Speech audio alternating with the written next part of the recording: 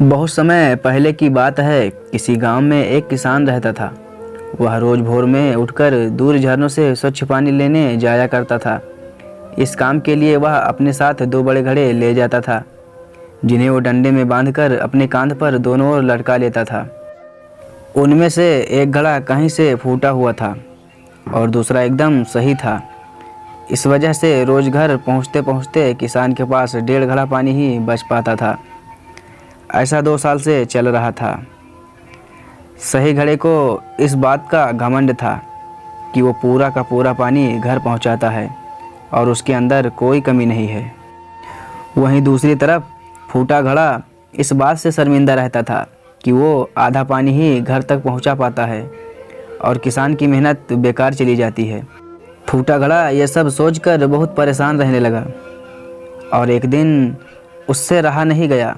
उसने किसान से कहा, मैं खुद पर शर्मिंदा हूँ और आपसे क्षमा मांगना चाहता हूँ। क्यों? किसान ने पूछा। तुम किस बात से शर्मिंदा हो?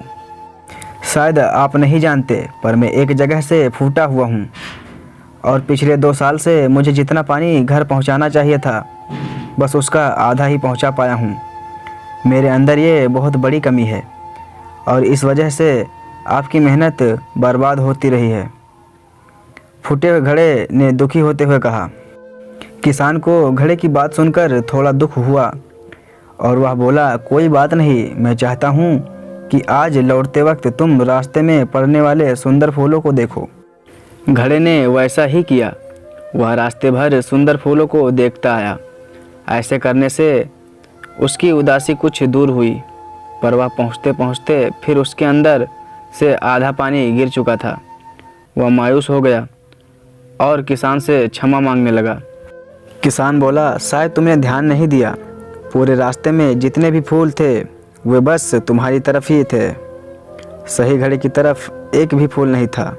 ऐसा इसलिए क्योंकि मैं हमेशा से तुम्हारे अंदर की कमी को जानता था और मैंने उसका लाभ उठाया।